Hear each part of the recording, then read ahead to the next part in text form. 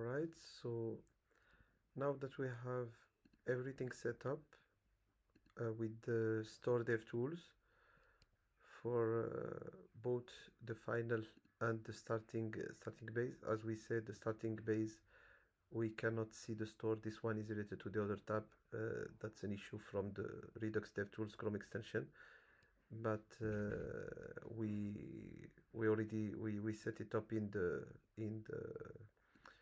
the code. It's just not showing because we need the store module imported as well. We only have the store devs module, DevTools module.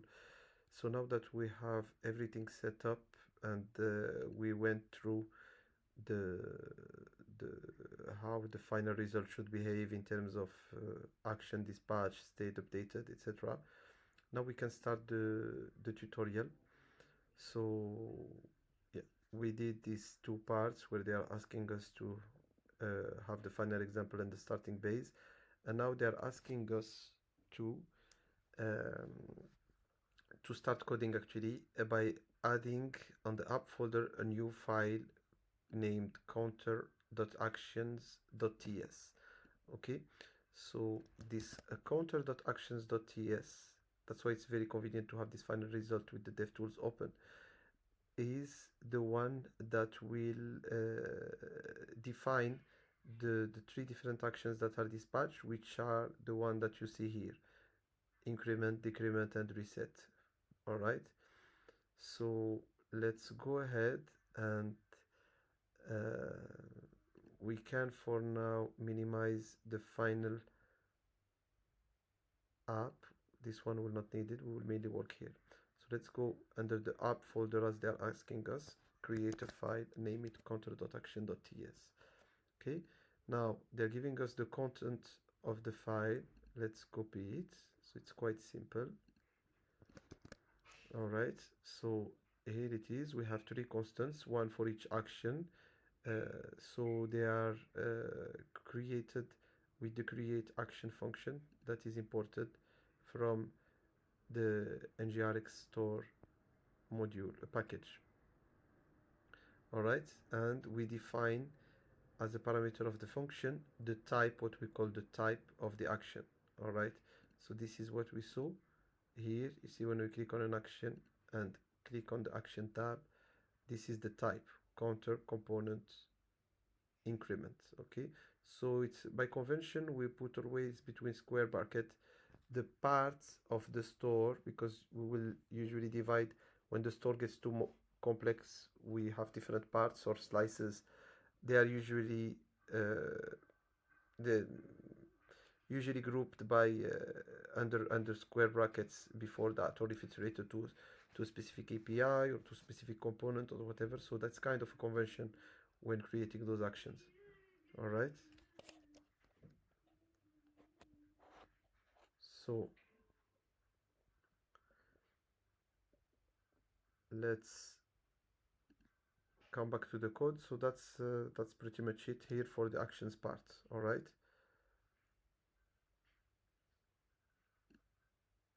coming back to the tutorial. So the actions part are what you see here in the diagram. Okay, so that's usually what a component will dispatch. So when the component gets an event such as a click on a button, then reacting to that click, it can dispatch the action. So that's what you see here. The component, the arrow is going from the component to an action, meaning that the component is dispatching an action. All right,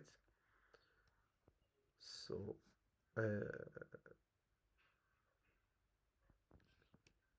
now the next step is to define a reducer function. Okay, so for that we will create a file called counter.reducer in the same folder, and we will copy the content here. All right, so the reducer is what happens after the action is being triggered. Okay, so we usually define an initial state.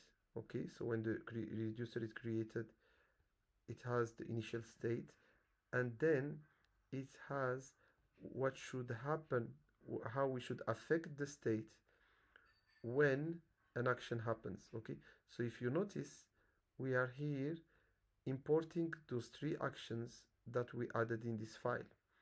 All right, we are also importing the create reducer function that will create the reducer for us, and the on function that is used here.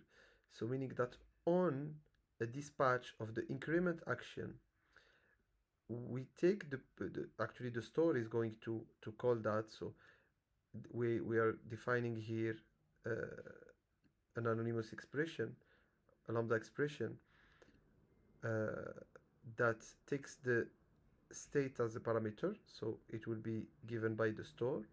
So it will take this, and the state is a number in that case because the initial state is 0. So uh, the type inferred here is a number. So we'll take the the you clearly see here that the state is a number. So we take the state and we increment it by 1. All right. On decrement we decrement it by 1, and on reset, okay, we put the state back to 0. So we are completely overriding the state. That's why you see here that even the value is not red. All right, so we are overriding it, putting it back to 0. All right, and this is the simple use case, as I said in the previous steps, that you have some cases where an action could have a payload, okay, meaning props, properties, or parameters, could say, and that payload, we can use it to change the logic of the reducer. Let's say we want a dynamic increment. This increment could come with the payload, which is the increment, whether it's by 2 or by 3, and then we will increment by 2 or by 3 or whatever that param was. But here it's simple.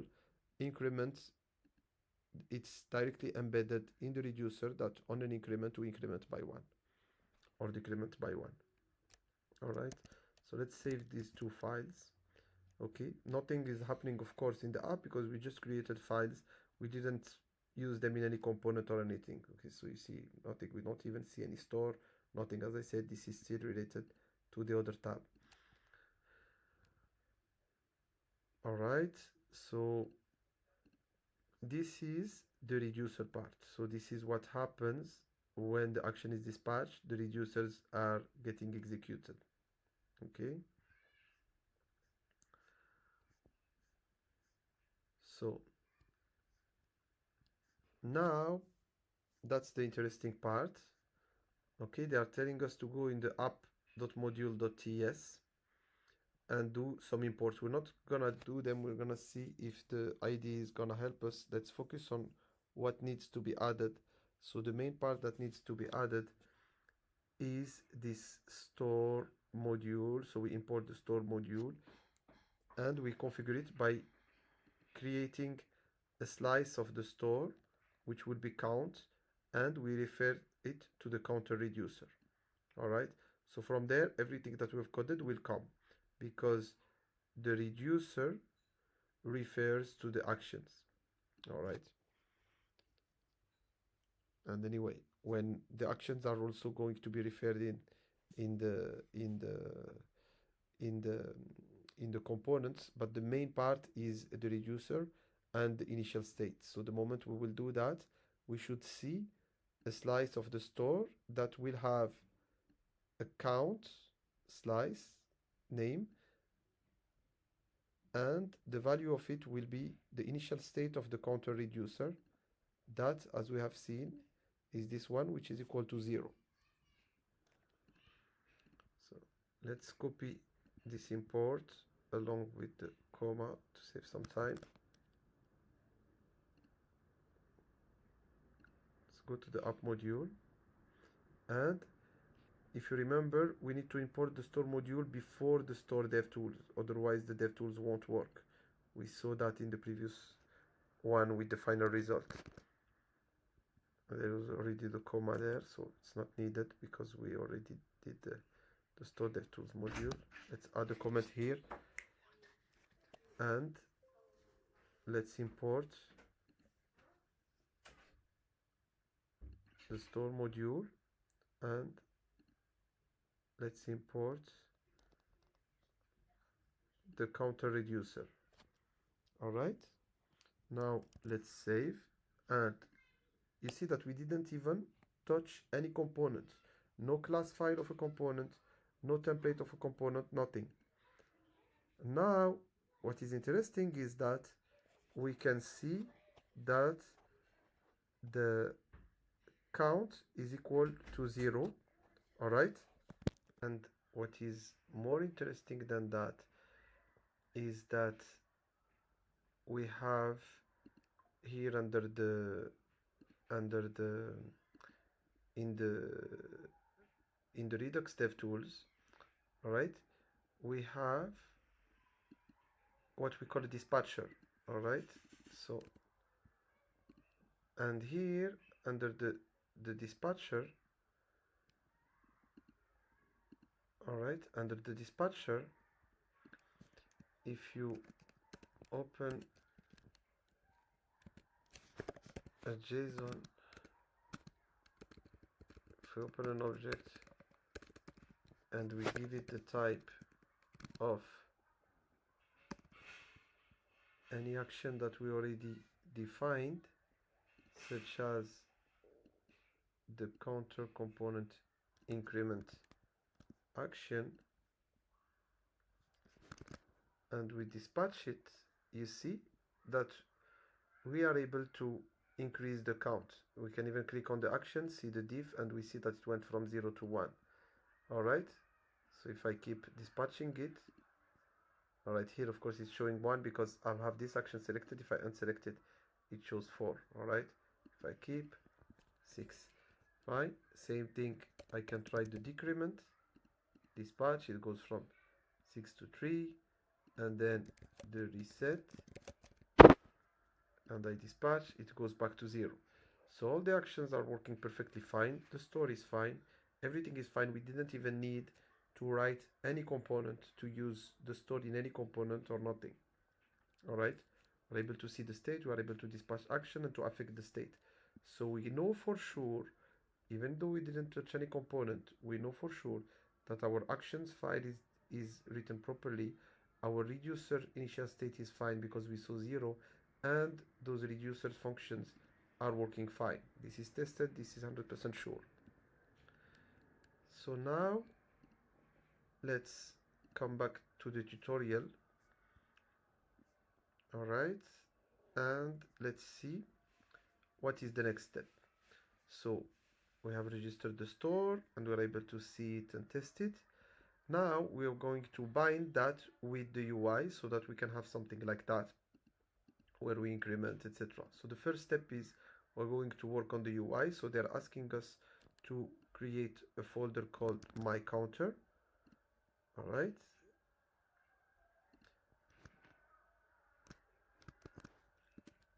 and inside that folder,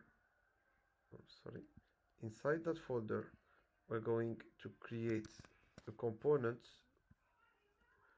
with 2 files, the TS file and the template file.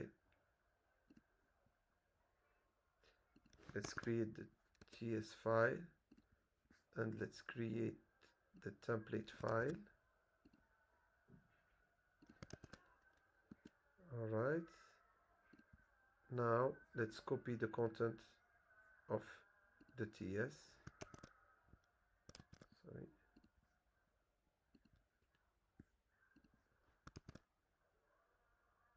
Up the wrong file in the TS. And here we have a component which is very simple. So it refers to a selector, up my counter, that will refer to the template that is here. A simple class with the property called count dollar. So the dollar here stands for observable, meaning it's not the value, but it's a stream of values. All right, so we subscribe to it to see the numbers that we can have multiple numbers that come one after the other in the store. So the store is an observable, and we're gonna read from the store and get an observable from that. Okay, so that's why here we have an observable. So this is not part of NgRx, this is part of RxJS. It's another library for reactive programming. So, but yeah, just touching on that for people who are not comfortable for that with that. So it's a stream of values, meaning different values that can come at different moment in time, and we always show the value, the current value at the time. All right.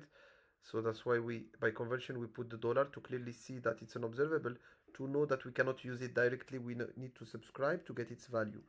So either you subscribe to it in the TypeScript file or the class file using the subscribe method of the observable class, or you subscribe to it in Angular using what we call the pipe async. So we use an Angular pipe called async that will automatically subscribe and give us the value of the observable at any point in time. Perfect. So that's what we have, and we have an empty constructor and three methods: increment, decrement, reset. We need to bind this method with the template, with the HTML that's gonna put in the template, and to bind them with the store. Those methods are going to dispatch the store, so to do the same as what we did just here. All right. So we don't have any HTML yet, so let's copy the HTML that they provide us in the template file. All right, and you see that it's quite simple. It should give us something like this. So 3 buttons, and after the increment button we have a label, current count, and a dynamic value that is dispatched here. All right, so that we see here, we have 1, 2, and 3 buttons. So we can see that when we click on the method here, it will directly take us to the TS. That's what's convenient with the Angular language service VS Code extension. All right, and so we can see those 3 buttons, and we can see here that we have a label current count, okay, and with the value here that is where we have an interpolation of the property count dollar, but as we said, the count dollar is an observable of numbers, so it's not a number. So for us, so it's a stream of different numbers that happen at different moment in time. So for us to have the current value, we use the pipe async, the Angular pipe called async, which will give us the value. Now let's go on with the tutorial. What we need to do is we need to register our component. We need to connect our component with the app component.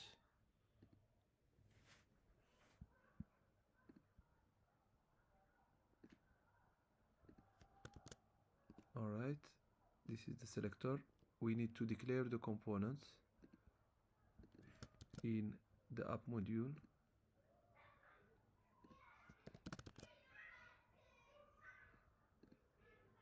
Let's import it.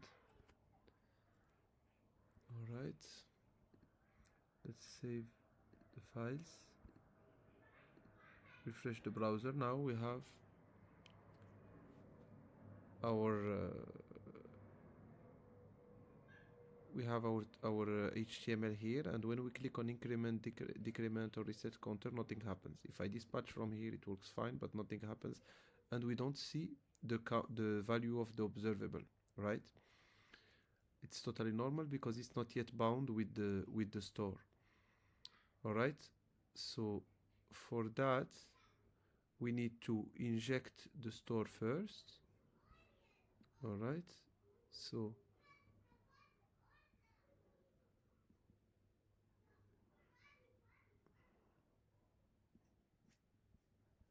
we need to inject the store.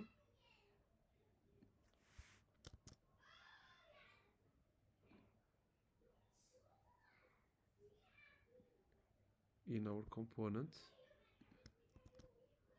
by putting it in the constructor. Let's import the store. All right, and here we give the type of the store. So usually the state is usually more complex than this, and it's put in an interface, and we put in the generic type here, for example, count state, the interface called count state. All right, but since it's quite simple, we directly put the type here inlined. All right, now we're going to need to read from the store and bind the store to this observable. So for that we'll assign the store, so this dot count equals this dot store dot, and we use the select method. All right, and to the select method we pass a key which is the slide of the store that we want to display, and that is the key that we defined here when we registered our store using our reducer. So this is the key, the count that is here. All right, so let's come back here and put our key here. Fine, let's save, come back to our browser, and now we see the value 0, right? And if I dispatch the increment action, the state gets incremented, and we see in the template that the count is also following the state that we have. So that's the subscription that we have in the template with the pipe async. Now if I decrement, same thing, and if I reset, we see 0, but those buttons do not do anything. For that we come here and we use the same store, but instead of using the select method, this time we'll use the dispatch method. All right, and in the dispatch method as a param, we will pass the action that we called increment, and we need to call the increment function that is under the action, because this is a function that will create the action. So we need to call the increment function to create the action with this type. All right, so that's why we call this function that will return to us the action. All right, that will be dispatched. All right, and we do the same for the others. Decrement and reset. All right,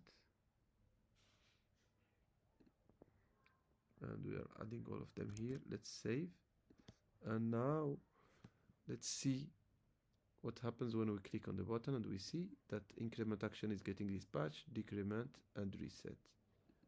All right, and the state is being updated appropriately. All right, so this concludes the tutorial on the getting started. So as you have seen, we have defined some actions, right? The increment, decrement, and reset actions. We have defined the reducer that has the logic that will be executed when those actions are getting triggered. So either the logic to increment by 1, to decrement, or to put back to 0 when we have a reset.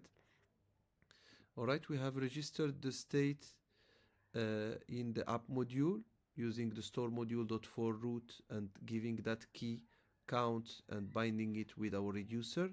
And we have injected the store inside our component to both dispatch the actions in those 3 methods and to read from the store using the select method that returns to us an observable that we piped async to subscribe to it in the template. All right, so that concludes this this tutorial, and the next part is the walkthrough tutorial, which is a bit more complex than this one. It has a richer state and it has multiple parts of the state, so it's far more interesting.